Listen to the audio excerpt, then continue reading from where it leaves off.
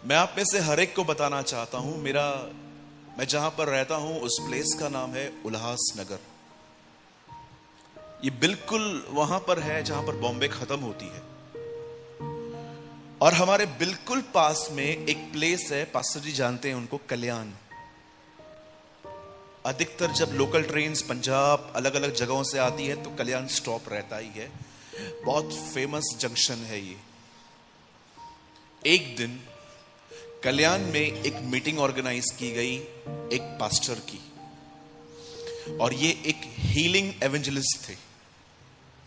एक ऐसे व्यक्ति जो प्रचार करते थे और बाद में लोगों को चंगाई के लिए बुलाते थे, उनके लिए दुआ करते थे और लोग चंगे होते थे, और वो आज भी हैं।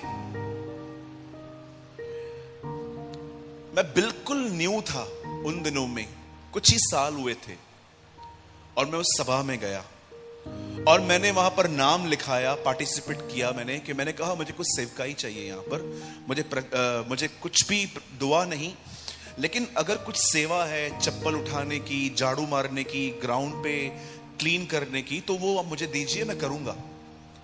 और उन्होंने मुझे चेयर साफ करने का काम दिया। मुझे आज भी वो दिन याद है।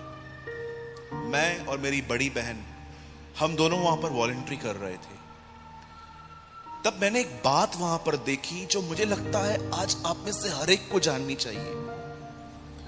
जैसे ही वहां पर परमेश्वर के दास आए, He preached 45 to 50 minutes, 45 से 50 मिनट उन्होंने प्रचार किया। मुझे आज भी पूरी तरह से वो मीटिंग याद है, फ्लैशबैक है मेरे सामने। उन्होंने फिलिप्पियों 4 अध्याय में से एक आयत निकाल के प्रचार किया, और प्रचार करने के बाद जब उन्होंने लोगों से कहा अब आगे आइए, मैं आपके लिए दुआ करना चाहता हूं, तो मैंने क्या देखा, कुछ बहनें वहां पर थी एंड दे आर इन अ साड़ी पहनी हुई थी उनको, और वो अचानक उनकी दुआ में बहुत हिलने लग गई। और जब मैं ये देख रहा था तो मैं समझ गया कि लगता है इनके अंदर कुछ तो है जो मैनिफेस्ट हुआ है। तब मैं समझ गया कि ये डीमंस हैं, दुष्ट आत्माएं हैं। और परमेश्वर के दास ने उनको कहा यीशु मसीह के नाम से इनमें से निकल जाओ। तब मैंने देखा वो रोल कर रहे थे, गिर रहे थे। आपने भी टीवी में बहुत सारी मिनिस्ट्रीज के अंदर ये देखा होगा कि लोग कैसे तड़पते हैं, डीमंस निकलने से पहले कितनी पीड़ाओं को देता है। और मैं ये सब देख के मैं बहुत खुश था कि चलो लोग छुटकारा पा रहे हैं। वो मीटिंग इतनी सक्सेस गई, इतनी अच्छी गई कि जिस व्यक्ति ने उस मीटिंग को ऑर्गेनाइज किया था, उस व्यक्ति ने ग्राउंड पे ही उसी परमेश्वर के दास को कहा, उनसे पूछ के अनाउंस किया कि 3 महीने के बाद हम वापस यहां मिलेंगे। और 3 मंथ्स के बाद वो मीटिंग फिर से हुई, और आप बिलीव कीजिए मैं एक बार फिर से वहां पर वॉलंटरी में रुका। अब जो सेकंड मीटिंग थी ये मेरे लिए बड़ी अजीब थी। जानते मैंने इस बार क्या देखा? वही बहनें जो डीमन पजेस से डिलीवर्ड हो चुकी थी, वो बहनें उस सभा में वापस हिल रही थी। मैंने कहा 3 महीने पहले ये शी इज द वन, मैंने देखा था उस वुमेन को, यार ये वापस कैसे हो गई? क्या छुटकारा नहीं मिला? कहीं ऐसा तो नहीं है डीमन मैनिफेस्ट हुआ लेकिन पास्टर ने कास्ट नहीं किया उससे? क्या बोलना चाहते हो भाई? मेरे भाइयों, मेरी बहनों, छुटकारा मिलने के बाद भी कुछ चीजें हैं जो बिली विश्वासी को समझनी है, और अगर वो व्यक्ति वो चीजें नहीं करेगा तो वो अपने छुटकारे को खो सकता है। मैंने कई लोगों को देखा जो बीमारी से आजाद हुए, उन्होंने गवाहियां दी, 2 महीने के बाद बीमारी वापस आई।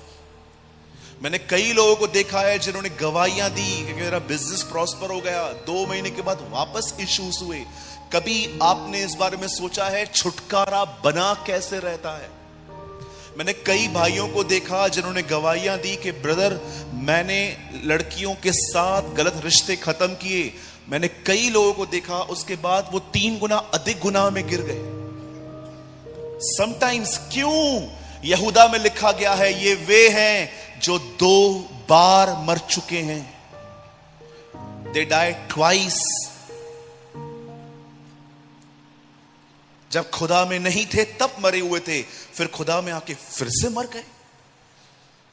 अब मैं आपको बताना चाहता हूं, अगर आप इस कलीसिया के एक सदस्य हैं या आप किसी भी मंडली से यहां पर सुनने के लिए वचन आए हैं, याद रखिए जब भी आप चर्च में आओगे परमेश्वर आपको आजाद करेगा, लेकिन वो आजादी तब तक बनी रहेगी जब तक आप परमेश्वर के साथ बने रहोगे। लेकिन अगर आप परमेश्वर से दूर जाओगे, मैं आपको बताना चाहता हूं, यीशु ने कहा एक व्यक्ति में से जब दुष्ट आत्माएं निकलती हैं तब वो उस व्यक्ति से दूर जाती हैं ऐसे जगहों पर जहां पर लोग नहीं रहते। हिंदी में लिखा है निर्जन प्रदेश, मेरी एक बाइबल में ऐसा लिखा गया है जंगलों में।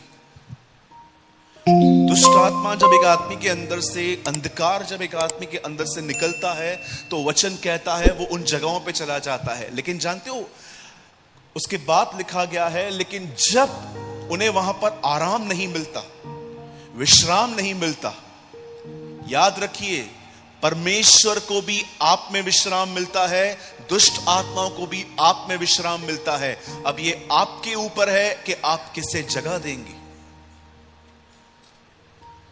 बाइबल बताती है कि जब वो वहां पर विश्राम नहीं पाती तो वापस अपने घर में लौटने की कोशिश करती है, और इस बार वो अकेली नहीं आती, 7, इट मींस टोटल 8, 7 + 1 8। अब इस बार वो 8 लेके आएगी अपने साथ, मतलब खुद को इंक्लूड करके। और लिखा है वो अपने घर को सजा सजाया पाकर उसमें आती है। मैं कई साल तक इस वचन को पढ़ता रहा कि दुष्ट आत्माओं के लिए सजा सजाया घर कैसे होता है। मैं कई बार जब इनवाइट किया जाता हूं कहां पर, तो मैं देखता हूं कई सारे लोग अपने घर में जब मुझे इनवाइट करते हैं, अपने घर में इतना क्लीनिंग रखते हैं वो लोग। मैं समझ जाता हूं कि मेरे आने से पहले यहां पर सफाई हुई है, बहुत चीजें को ठीक कर दिया गया, घर को सजाया गया है कि एक परमेश्वर का जन आ रहा है, हम डिसिप्लिन में सब चीजें मेंटेन करें। आप जानते हो दुष्ट आत्माओं के लिए सजाया हुआ घर क्या है? जिस घर में वचन नहीं है, जिस घर के अंदर दुआ नहीं है, जो व्यक्ति उपवास नहीं कर रहा, ये वो घर है जो शैतान के लिए सजाया है। यही कारण है मैं अपनी सभाओं का अंत कई बार इमोशनल वे में नहीं करता कि सब लोग मुझे अप्रिशिएट करके जाएं, ब्रदर प्रेमानी क्या संदेश दिया आपने, हिला दिया। I don't like these type of comments.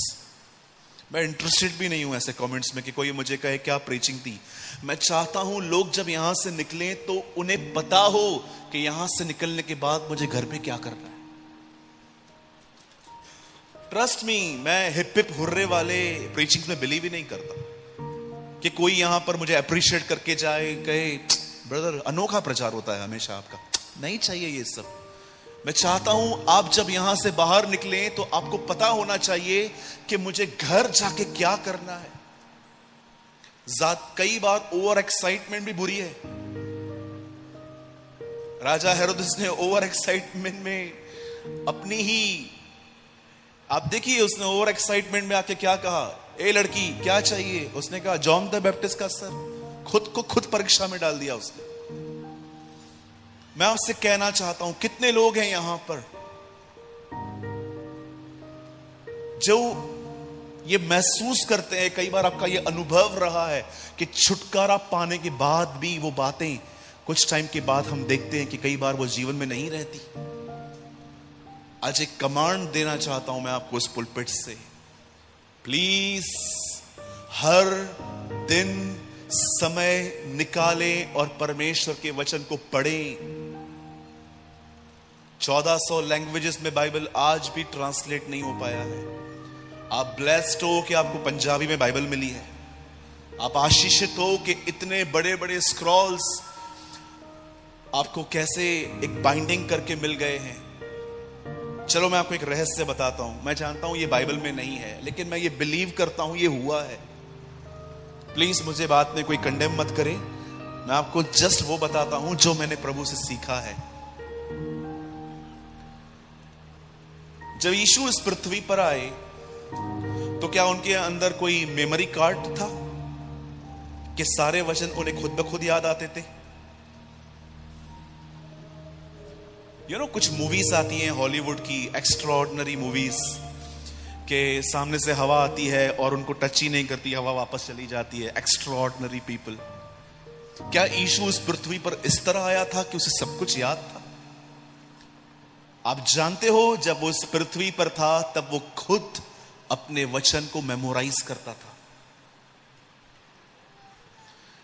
सोचिए, आपके पास बाइबल है, यीशु के पास बाइबल नहीं थी, तो वो कैसे शैतान को जवाब दे पाया कि मनुष्य केवल रोटी से ही नहीं परंतु परमेश्वर के वचन के द्वारा जीवित रहता है? वो ये कैसे कह पाया? आप जानते हैं कैसे कह पाया? वो बचपन में एक याजक के पास जाता होगा और उसे कहता होगा, याजक जी, क्या आप मेरे लिए उत्पत्ति की किताब पढ़ेंगे? और वो उसके लिए एक अध्याय पढ़ते होंगे, और नेक्स्ट डे वो फिर से उसी आराधनालय में जाके बोलता होगा, क्या आज आप मेरे लिए दूसरा अध्याय पढ़ेंगे? और उसको दूसरा अध्याय पढ़ के सुनाया गया होगा। ऐसे करते करते उसने अपने वचन को सिमरण किया होगा। आज मैंने देखा है बिलीवर्स बाइबल पढ़ने में बड़े कमजोर हैं। सब कुछ पूरा करके थका हुआ सा बदन खुदा के पास लेके आते हैं और बाइबल पढ़ते पढ़ते फिर नींद भी आ जाती है। मैंने रिसेंटली एक वीडियो पब्लिश किया, क्या बाइबल पढ़ते समय आपको नींद आती है? मैं आपसे पूछना चाहता हूं, आप कितना महत्व देते हैं उसके वचन को? आप किसी काम को करने से पहले वचन पढ़ते हैं कि सब कुछ निपटा कर वचन पढ़ते हैं? मैं कहता हूं, जो सब कुछ निपटा के दे वो केन का बलिदान है, और जो सबसे पहले दे वो हाबिल का बलिदान है। केन ने देखा खुदा को कुछ देना है, चलो दे देंगे, इसमें क्या है। लेकिन जब हाबिल ने देखा तो हाबिल ने कहा, मैं सबसे उत्तम दूंगा। मेरे भाइयों, मेरी बहनों, मैं आपको इस पुलपिट से डरा नहीं रहा, पर मार्क माय वर्ड्स, भले ही कलीसिया के लिए ये ग्लोरियस डेज हैं, लेकिन मैं आपको बताना चाहता हूं, अब अंधकार और बढ़ रहा है, अब गुनाह और ऊपर आएगा। हम नौकरियां करते हैं, हम अलग अलग जगहों पे काम करते हैं, 99% हमारे इर्द गिर्द मसीह नहीं अविश्वासी लोग होते हैं जो मूवीज देखते हैं, सब कुछ करते हैं। कभी आपने सोचा है कितना इन्फ्लुएंस आता है हमारे ऊपर उनका? यीशु की सबसे सुंदर बात जानते हैं क्या थी? वो अविश्वासियों के बीच में तो रहा, पर उसने अविश्वासियों से कोई बात नहीं ली। उनका प्रभाव कभी उस पर नहीं आया, उसका प्रभाव उन पे आया। स्वयं को इतना वचन से भर के रखिए, इतना वचन से भर के रखिए। मुझे बहुत लोग कहते हैं, ब्रदर मुझे उल्टे सीधे सपने आते हैं, ऐसे भी सपने आते हैं जिनका कोई मुझसे वास्ता भी नहीं है। जानते हो क्यों सपने आते हैं? सपने कई बार खुदा की तरफ से भी होते हैं, मैं मानता हूं। परमेश्वर कई बार वेट करता है, आप सो जाओ तो वो आपसे बात करे सपनों के द्वारा। लेकिन कई बार जानते हो हमारे अंदर सपने क्यों आते हैं? क्योंकि सारा दिन जो हम काम करते हैं। मुझे एक बैंक के व्यक्ति मिले थे, तो उन्होंने कहा, ब्रदर मैंने सपना देखा। मैंने कहा क्या? बोला मैं 2-2 हजार के पैसे गिन रहा हूं। मैंने कहा आपका क्या जॉब है? बोला मैं वहां पर कैशियर ही हूं। तो मैंने कहा यही आएगा ना फिर तो।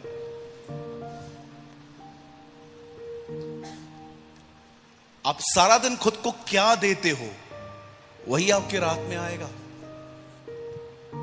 कई सारे लोग बोलते हैं, ब्रदर मुझे बहुत गलत गलत सपने आते हैं। जानते हो क्यों आते हैं? क्योंकि अनकॉन्शियसली कुछ चीजें आप में घुस रही हैं। कई चीजें ऐसी होती हैं जब पता चलता है, लेकिन कई बार पता ही नहीं चलता कि कुछ चीजें हमारे अंदर जा रही हैं, घुस रही हैं, और हमें पता नहीं चलता, और ये सब कॉन्शियस में आ जाती हैं, और ये हमें ड्रीम्स में आती हैं। मेरे भाइयों, अगर कभी ड्रीम देखो कि एक लड़की के साथ आपकी शादी हो रही है, तो 10 बार कंफर्म करना। 10 लोगों से पूछना, पास्टर जी लड़की देखिए ये वाली, शादी कर रहा हूं इसके साथ, इसका अर्थ बता। इसका कोई अर्थ नहीं है। लड़कियों पे ध्यान देना बंद कर, ड्रीम्स भी बंद हो जाएंगे। और आजकल की जवान पीढ़ी को जानते हो कौन से सपने आते हैं ज्यादा? शादी के। मैंने लड़की देखी व्हाइट गाउन में, मैं ब्लैक में था, मेरी मैरिज हुई, यही लड़की है, यही लड़की है, यही लड़की है। और भाई तू चौथे माले पे रहता है, 5वें माले पे कैंसर से एक आदमी मर रहा है, वो सपने में नहीं आता है, लड़कियां आती है। उसके लिए खुदा नहीं कहता कि जा उसको सुसमाचार बता, उसे बचा बेचारे को। नो, हमारे ड्रीम्स भी कई बार हमें बताते हैं कि एक्चुअली हमारी जिंदगी कैसी है। छुटकारा मिलना बड़ा आसान है, छुटकारे में बने रहने के लिए खुदा के साथ बना रहना चाहिए। इसीलिए यूहन्ना के इंजील में 14 अध्याय में जब यीशु ने पवित्र आत्मा की बात की, जानते हो 15 में उसने क्या बात की? मुझ में बने रहो। वो बता रहा था कि पवित्र आत्मा के मिलने का सबसे मुख्य कारण है कि तुम मुझसे जुड़ पाओ, तुम मुझसे कनेक्ट हो पाओ। किससे कनेक्ट हैं आप इन दिनों में? Ask yourself.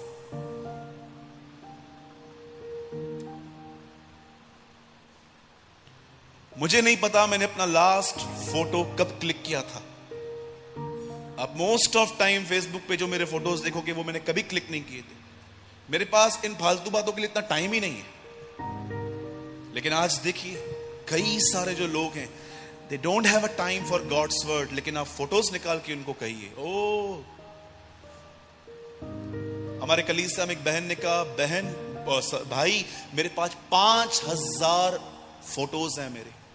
मैंने कहा होंगे, काम धंधा नहीं है ना अभी, तो यही होगा, लॉकडाउन है, काम बंद है आपका, तो आप यही करोगे और क्या करोगे। आइए अब ऊपर आए। यूहन्ना को यीशु ने कहा कम अप हायर, ऊपर आ।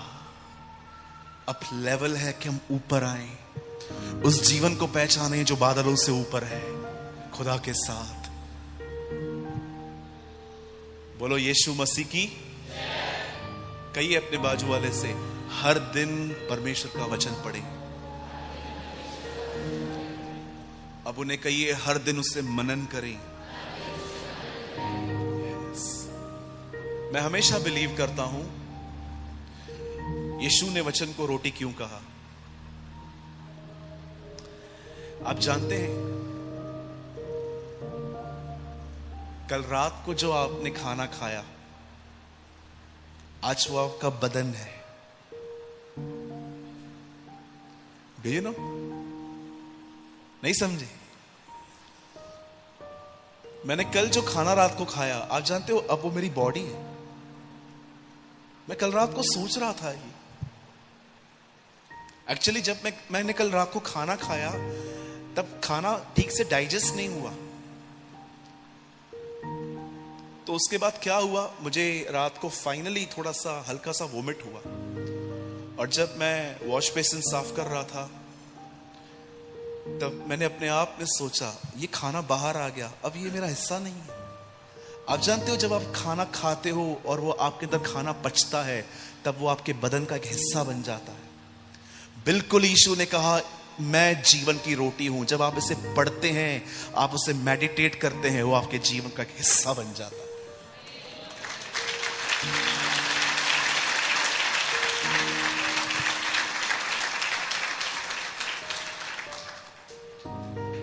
हाथ जोड़ के विनती है, परमेश्वर को समय दीजिए।